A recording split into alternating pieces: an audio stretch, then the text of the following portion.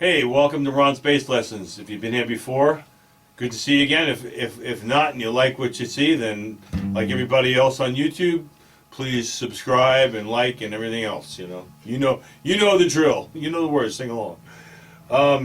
So Love is a Battlefield, and it's in D, but I actually play it in drop D tuning because I don't have a 5-string bass, so I don't have this super low D, and there is one in there. There's pauses with that super low D. So up to you. You can just, play a D if you want, but I think it sounds extra thick and hits home better with the low D, but it's up to you.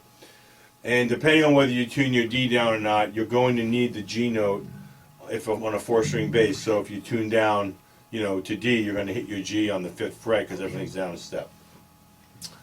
Which is, like I said, what I do when I play it. Right now I'm tuned to E for this purpose, but when I play on, if you watch my cover of it, I did tune the bass down to drop D. So it starts out, the drums first, and then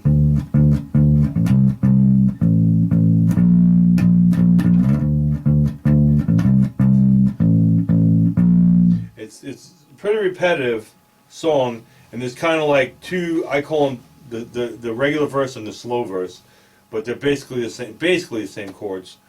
So that's your main riff in the song, and it's also used. It's the intro, and it's used for the chorus as well, and it's also used for the outro. So good to be very familiar with it. I think the challenge with this song, if there is one, is first of all, hopefully your drummer has the feel right.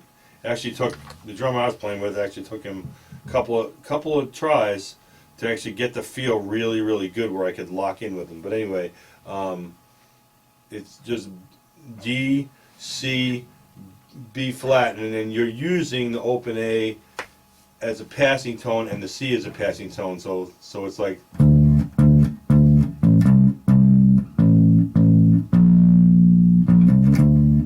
So you see, I'm making use of that open A, and plus I'm hammering to the C to get my way back to the top of that measure with the D. So I'll do it slow again.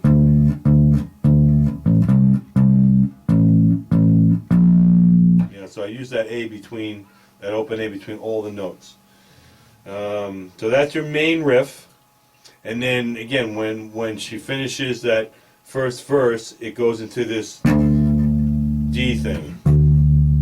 And again, I use the really low drop D for this one.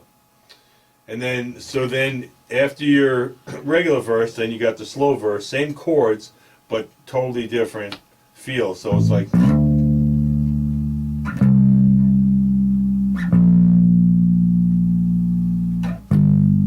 And on that one, on the slow verse, you're coming up to the G as your 4th chord, instead of going right back to the D. And as I said, if you do tune down to the drop D, you're going to hit your G up here on the 5th fret. And so it does that twice. And then the third time on the slow verse, it's the same chords, but it ends it a little different at the end. So it's like, and then it's.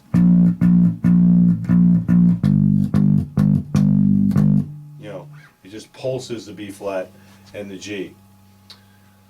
What other is it? Let's see. So I actually mapped out not just the notes on this one. I mapped the structure out because the structure is part of the challenge on this song. So you got your intro, your first verse, your first interlude with that open D, your slow verse the first time, and then you got your next verse and chorus, again ending on the open D, going to the slow verse. Then in this song there's a whistling part and there's the pre-whistle.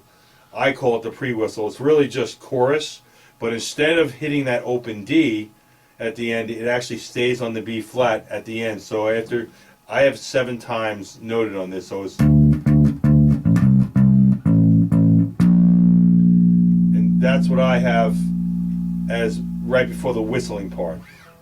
And I have noted that that it plays through the measures 5 times on the whistling part, and then it comes into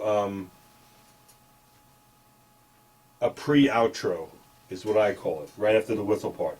So if you do it at the end of the 5th time, there's like a little syncopated offbeat. It's like, if you're tuned to E anyway, it's open string and then F. Again, if you're tuned up, then you're hitting the 3rd fret to get that same note. And then the pre-outro, it's a lot like a chorus, but it's slightly different how much they hold the chords, and there's a little riff they play. So they do this twice, this pre-outro, and then the outro is just chorus.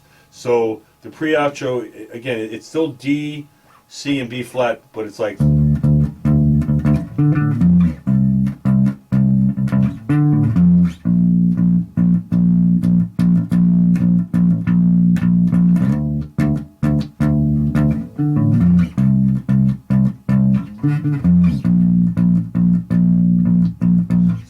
So again, it's just a D, C, and B flat, but they hit on the 7th fret. They're hitting this little triad here, coming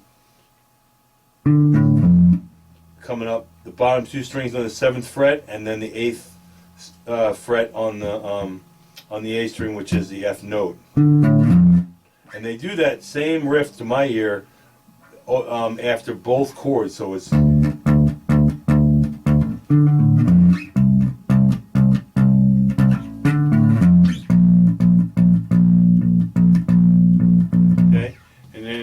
And then after it finishes that, then it just goes into the chorus and fades out. And you know, if you're playing it live, obviously, just like we did, you have to figure out how you're going to end it. I think we ended on the B flat, like, you know.